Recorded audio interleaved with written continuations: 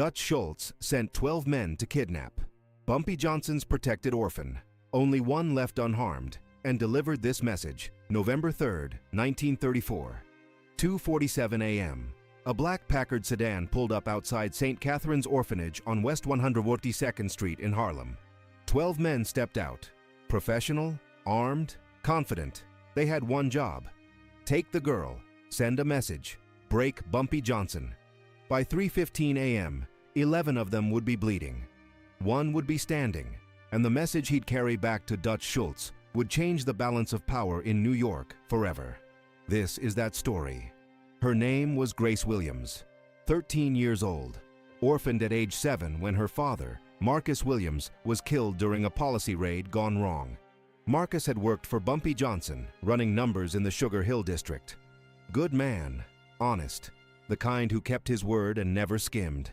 When Marcus died, his wife Sarah couldn't handle the grief.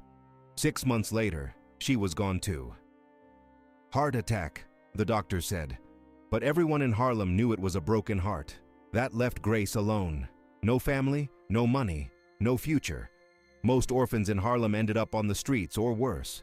But not Grace, because 3 days after Sarah's funeral, Bumpy Johnson walked into St. Catherine's Orphanage and sat down with Sister Mary Catherine, the head nun. "The Williams girl," Bumpy said quietly. "I want her taken care of. Education, food, clothing, everything she needs until she's 18. Then college if she wants it."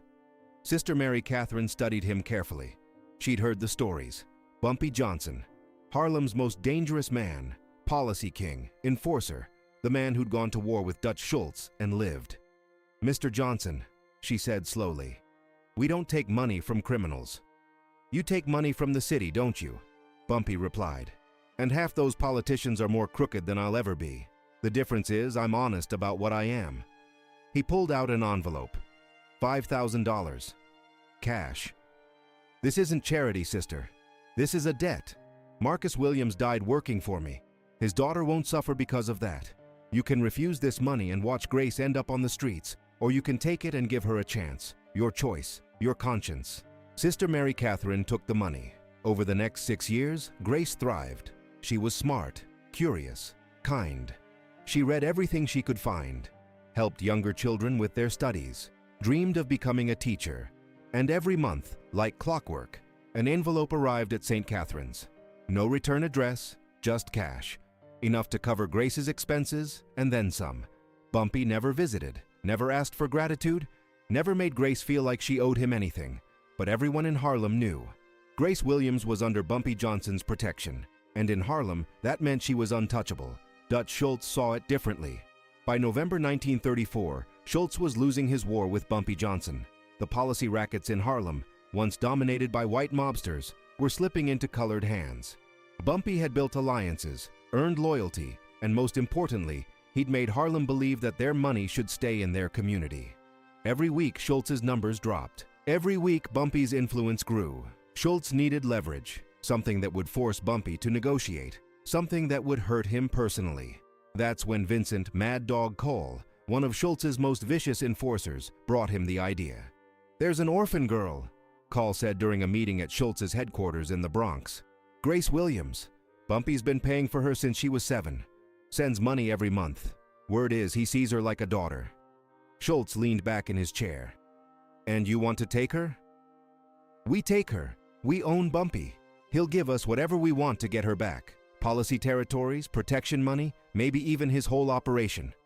Schultz considered this. It was brutal, dangerous, but potentially effective. "How many men?" 12 should be enough. It's an orphanage, nuns and kids, no security. We go in quiet, take the girl, leave a message. Bumpy gets the picture. What Vincent Cole didn't know, what Dutch Schultz didn't know, was that Bumpy Johnson had been preparing for exactly this scenario for 6 years. Because Bumpy understood something fundamental about power. Your enemies will always attack what you love. And if you love something, you protect it. Absolutely. Starting in 1928, Bumpy had placed 4 men around St. Catherine's Orphanage. They weren't obvious. No guards at the door. No visible security. Just 4 men who lived in the neighborhood, who worked normal jobs, who blended in perfectly. But they were always watching. Always ready. Jerome Quick. Jackson ran a shoe repair shop across the street. Former boxer, fast hands, faster mind. He could see the orphanage entrance from his workbench. William Deacon Price was a janitor at the church next door. Quiet man, deeply religious, also deeply loyal to Bumpy, who'd saved his brother's life in 1930. Samuel Brooks Carter was a teacher at the colored school 2 blocks away. Educated, thoughtful, deadly with a knife. And Marcus Hammer Jones was a construction worker who lived in the apartment building directly behind the orphanage. 6'4", 240 pounds, hands like sledgehammers. These 4 men had one job. If anyone threatened St. Catherine's, if anyone came for Grace Williams, they responded immediately. No hesitation, no mercy. And they had a direct line to Bumpy Johnson, who told them 6 years ago, "If something happens to that girl, if anyone tries to hurt her, you do whatever it takes. You understand? Whatever it takes." November 3rd, 1934, 2:47 a.m. Quick Jackson was in his apartment above the shoe repair shop when he saw the Packard pull up. 12 men, all white, all armed. He knew immediately what this was. He grabbed his phone, dialed. "It's happening," Quick said. 12 men, Dutch's crew. "I recognize call." On the other end, Bumpy's voice was calm. "Protect Grace. I'm 10 minutes away. Hold them." Quick hung up, grabbed his gun, a .38 revolver, and his knife. Then he called the other 3. "Deacon, Brooks, Hammer. We're active. 12 hostiles. St. Catherine's. Now." The 12 men approached the orphanage quietly. Vincent Call led them. He'd done this before. Intimidation, kidnapping, violence. This was just another job. They reached the front door. Locked. Call nodded to one of his men, a lockpick specialist named Eddie Rourke. Eddie had the door open in 45 seconds. They entered. The orphanage was dark, silent. 60 children sleeping upstairs. 3 nuns in the residence wing. Call had blueprints. He knew exactly where Grace Williams slept. 3rd floor, East Wing. Room 7. 6 men upstairs. Call whispered. "Grab the girl. 6 men stay down here. Secure exits. We're in and out in 5 minutes." What Call didn't see was Quick Jackson entering through the back door. What he didn't hear was Deacon Price coming through the church tunnel that connected to the orphanage basement. What he didn't know was that Brooks Carter was already inside, having picked the lock 20 minutes earlier when he'd seen suspicious cars circling the block. And what he definitely didn't expect was Hammer Jones dropping from the roof access onto the 2nd floor landing. 4 men against 12. But 4 men who knew the building, who'd trained for this, who were fighting for something that mattered. The 6 men heading upstairs never made it past the 2nd floor. Hammer Jones stepped out of the shadows. "Wrong building, gentlemen." One of Schultz's men, a enforcer named Tommy Rizzo, pulled his gun. Hammer moved faster than a man his size should be able to move. He grabbed Tommy's wrist, twisted. The bone snapped like a dry branch. Tommy screamed. Hammer took the gun, shot Tommy in the foot. Non-lethal. Bumpy's orders. "Make them hurt, make them remember, but keep them alive to carry the message." The other 5 men rushed Hammer. Mistake. Hammer had been a bare-knuckle fighter in Alabama before moving to Harlem. He'd fought men bigger, meaner, and more desperate. These 5 mobsters didn't stand a chance. Hammer broke 2 jaws, shattered 3 kneecaps, and dislocated 1 shoulder in under 90 seconds. By the time the last man fell, the 2nd floor hallway looked like a war zone. Downstairs, the other 6 men heard the screaming. Call's eyes went wide. "We've got resistance. Spread out. Find them." Deacon Price emerged from the basement stairs. He was holding a shotgun, a Remington Model 11 that Bumpy had given him years ago.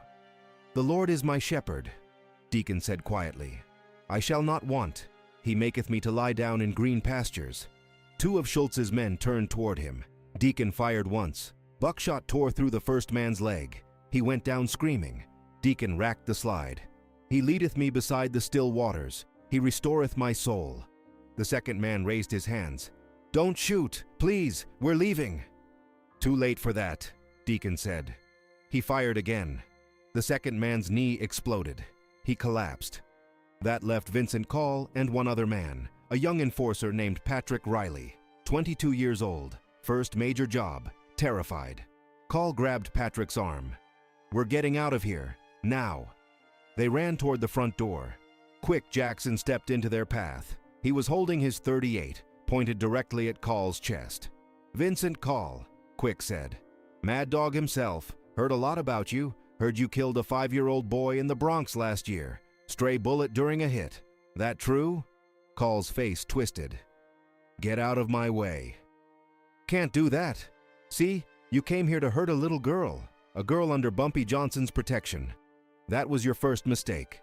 Your second mistake was thinking you'd walk out of here." Call raised his gun. Quick was faster. He shot Call in the right shoulder. The gun fell from Call's hand. Quick shot him in the left thigh. Call collapsed. "That's for Marcus Williams," Quick said. "Grace's father. The man who died so Bumpy could build something better in Harlem." Patrick Riley stood frozen, hands up, shaking. "Please," Patrick whispered. "I didn't want to do this. Schultz made me come. I'm just following orders." Quick studied him. Young, scared, not a killer yet. "What's your name?" Patrick Riley." "You got family, Patrick?" "My mother, 2 sisters, Bronx." Quick lowered his gun slightly. "Here's what's going to happen. Your 11 friends are going to the hospital. Broken bones, gunshot wounds, nothing fatal. They'll live, but they'll remember.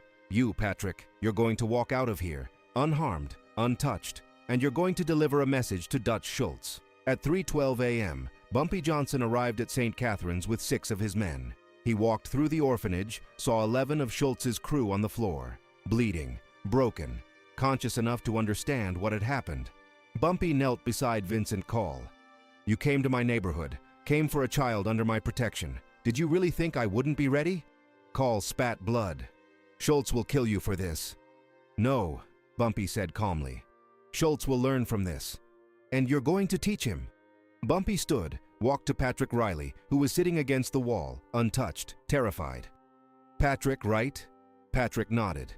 "You're going to go back to Dutch Schultz. You're going to tell him exactly what happened here tonight. 12 men came to take Grace Williams. 11 left broken, 1 left whole. You're the one who left whole. You know why?" Patrick shook his head. "Because you're the messenger. You're going to tell Schultz that Harlem is not his territory, that the children of Harlem are not his leverage, that if he ever tries something like this again, I won't just break his men, I'll break him." Bumpy pulled out an envelope. Inside was a single photograph. Grace Williams, smiling, holding a book, standing in front of St. Catherine's. On the back, written in Bumpy's handwriting, "She is protected, always. Try again, and you die. BJ." "Give this to Schultz," Bumpy said. "Make sure he understands." Patrick took the envelope with shaking hands. "Now go," Bumpy said. "And Patrick, when you get back to the Bronx, think about what kind of man you want to be. You can keep working for Dutch Schultz, keep hurting people, keep living in fear. Or you can find another path, your choice." Patrick Riley walked out of St. Catherine's orphanage at 3:28 a.m. Behind him, 11 men were loaded into ambulances. In front of him, the streets of Harlem stretched dark and quiet. He'd come here as a soldier in Dutch Schultz's army. He was leaving as a messenger who'd seen what real power looked like. Not the power to hurt, the power to protect. At 5:15 a.m., Patrick walked into Dutch Schultz's headquarters in the Bronx. Schultz was waiting, along with his top lieutenants. "Where are the others?" Schultz demanded. "Hospital," Patrick said quietly. "All 11? "All 11. Schultz's face went red. "And the girl?" "Still at the orphanage, protected. We never got close." Patrick handed Schultz the envelope. Schultz opened it, saw the photograph, read the message on the back. For a long moment, he was silent. Then he crumpled the photo and threw it across the room. "Bumpy Johnson thinks he can threaten me? I'll send 50 men next time, 100. I'll burn that orphanage to the ground." "No, you won't," Patrick said. Every man in the room turned to look at him. Patrick had never contradicted Schultz before, never questioned an order, but something had changed in that orphanage. "What did you say?" Schultz's voice was dangerously quiet. "You won't send more men," Patrick said, "because Bumpy was ready for 12. He'll be ready for 50. He'll be ready for 100. And every man you send will come back broken or dead. You can't win this, Mr. Schultz. Not in Harlem, not against Bumpy Johnson." Schultz pulled his gun, pointed it at Patrick's head. "You telling me what I can and can't do?" Patrick didn't flinch. "I'm telling you what I saw. 4 men took down 12 of us in under 30 minutes. They knew the building, knew we were coming. They were prepared for everything, and Bumpy Johnson walked in like he owned the place. Because in Harlem, he does. Schultz kept the gun pointed at Patrick for 10 long seconds. Then he lowered it. "Get out. You're done. You don't work for me anymore." Patrick nodded, turned, walked toward the door. "Patrick?" Schultz called. Patrick stopped. "You're lucky Bumpy Johnson taught you something tonight, because if you'd come back here still stupid, still thinking we could win this, I'd have killed you myself." Patrick left. He never worked for Dutch Schultz again. 3 months later, he moved to Boston, got a job in construction, married a school teacher, had 3 kids. He lived to be 78 years old, and he never forgot the night he learned the difference between power and protection. Dutch Schultz never tried to take Grace Williams again, never sent men to Harlem to intimidate Bumpy's people, because he'd learned the lesson. Some territories aren't worth the cost. Some men can't be broken, and some children are protected by something stronger than guns or money. They're protected by loyalty, by principle, by men who believe that some things are worth fighting for. Grace Williams graduated from St. Catherine's in 1939. She went to Howard University, became a teacher, spent 40 years educating children in Harlem. She married, had 2 children, lived to be 81 years old, and every year on November 3rd, she visited Bumpy Johnson's grave and left flowers. Because she understood something most people never learn. Heroes don't always wear badges. Sometimes they wear expensive suits and carry guns. Sometimes they're gangsters who protect orphans. Sometimes they're the men the world calls criminals, but a neighborhood calls saviors. If this story moved you, remember Grace Williams. Remember that protection isn't always legal. Justice isn't always official. And sometimes the most dangerous men are the ones fighting for the most innocent lives. November 3rd, 1934. 12 men came to break Bumpy Johnson. Only 1 left unharmed. And the message he carried changed everything. Harlem remembers. We protect our own.